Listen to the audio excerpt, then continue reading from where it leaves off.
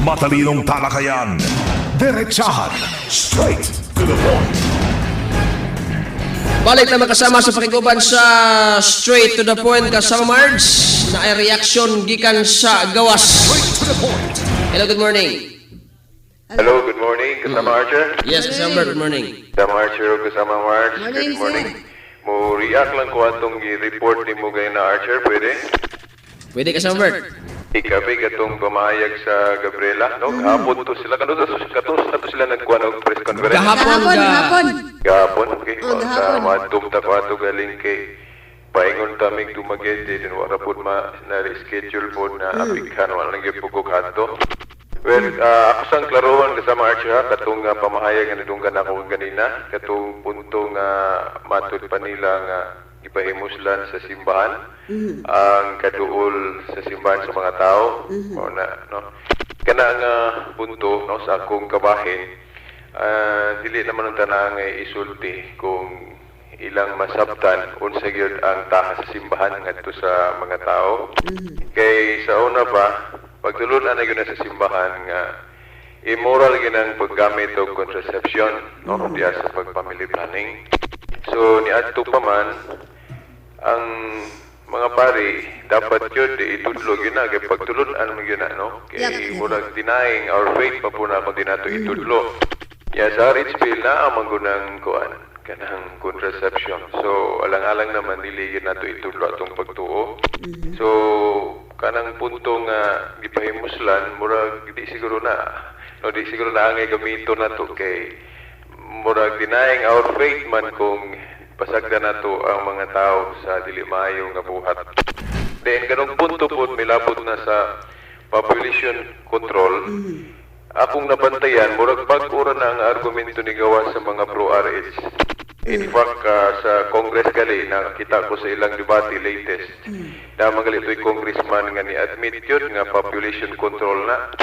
Pero na murag na hingang hatoy ang mga kauban nga kay medyo doon na may kausaban ko silang argumento o na nga murag pag-abot sa tumoy gilahi na pud pag-istorya. Murag kasamang Shelbert, Sir Shelbert, ang kanang gahapon gigamit mo ng term nga population control. Pero di po sila modawat nga population control kang ila apong gibarugan population management. Mao lagi pero og but na hunaon sa may purpose ng contraceptives. Pag limit na yun sa population, di ba? Tubag ni Dr. Tomas Osias sa Popcom pod kay apil po to sa kahagahapon kasamang Shelbert nga among ipangutana nga ang matawag ba nga ni hingalan mo gud sa mga sitwasyon nga overpopulated na daw ang Pilipinas nga mo'y resulta sa kanang naang murag sana murag di na kay makakaon og tarong ang usa ka pamilya kinahanglan daw na ay kanang pagkaminguntang kanang age gap sa pagpanganak dayon naay pangutana didto nga matawag sa sitwasyon ngayang gihinganlan matawag ba nga solusyon sa kalisod ang RS bill mo daw na intention reaction po di ba na sir Mao lagi kaya mura gyapon og atong sabton control ra gyapon og tanaw nato sa dictionary pod meaning ng control o kanang management dool ra kay na siya imo mang i-manage or imong kontrolon. In fact namagalitoy congressman nga gi-quote pud tong pamahayag sa IEC Iglesia ni Cristo ilang gigamit tong Genesis 1:28 katong pag-ingon go and multiply and subdue the earth. Then another term ato sa laing version is control. So how can ilang gigamit ang maong text nga nag-iskot man og control nga may sila dili birth control or population control wala magkalipog ba. In fact kanang dili sila parehas og mga argument murag nagkasulod gawa sila, no? Nagkadugay ang debate, nagkadugay pod medyo murag nagkarambula ilang mga argumento, murag musulod gawas na sila.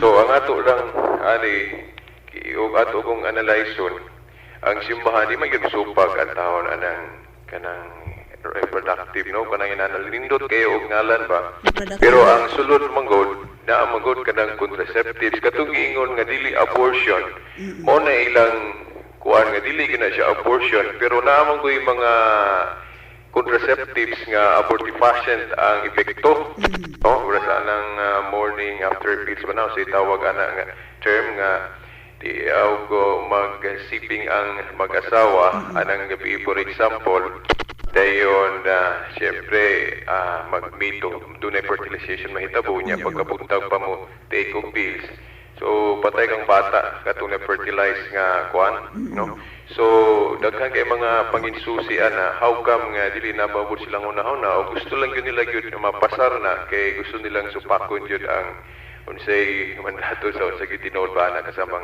Marty. So ang akong final ka istorya na dili ta makasulti ana kung wala tay himong study.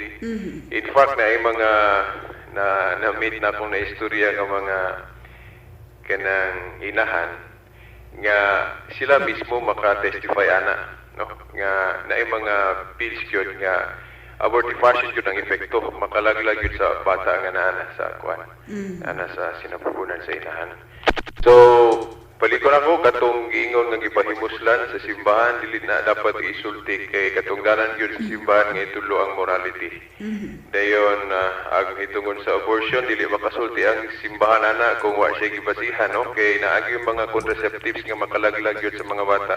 Then kanang giingon nga dili population control mura o pag-ura na nadunggan ako kay unang hiskot anang kuan kanang debate ana wa na mo gawas nga isyu karon na nga nagkadugay ang debate nga na-prove sa anti-RH na mo mga anti-RH nga dili overpopulation ang hinungdan sa atong problema no overconcentration ra sa mga pila ka dapit pero masulbad na kung magtinabangay lang walay corruption hinahinay lang. So, kana lang siguro akong pamahayag ganina sa report ni Archer nga nag-isgot sa Gabriela Lamay tapos na debate po nato diri no. Kana na sila para open na sila gahapon na Sir Shelbert. Open na sila gahapon kay wala mo sila galimit og gisa kay mo sulod ba. Mao lagi ang time lang pa upol ka plano ko to kay nang invite ri sa Facebook. Pero going yung mi o kuan dumageti de na usog kay na apo importanteng laing lakaw yawa na di man maduha tong lawas so lagi ko kadto mo na nagpaabot kon si report diri so salamat ko ni Archer nga na-report po to nga nadunggan ako sa ilang side pero mao lagi agi sa atong demokrasya salamat kung kitagaan po higayon nga makariak ko pwede po sila mo react ani akong pamahayag kung naamay mga representante po nilang nabinaw kana lang kasama ang Archer o kasama ang Marty daghang salamat. Straight to the point. Salamat sa reaksyon kasama Merz sa gipahigayon o sa gipatawag nga press conference kagahapon sa Gabriela Party List kasama Merz. Sumot nagkainit kung ano. Init ka sila. Sumot nagkainit ba sa enigma dungog po nila mga pamahayag no papo na to ipadungog ang mga pamahayag no nang giandam. May nang kaputo sugyot ni kasamang Silbert nga unta na apoy debate sa itong lokalidad. O nindot unta no. Nindot ba? Nya tambungan sa Gabriela pero abi nimo kasama Merz.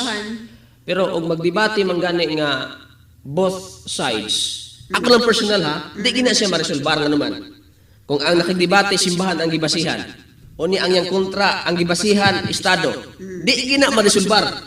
Puros man na gibasihan. Ingon tong simbahan o Biblia, ingon tong taga mga Gabriela o konstitusyon o unsa di gina magsulbad.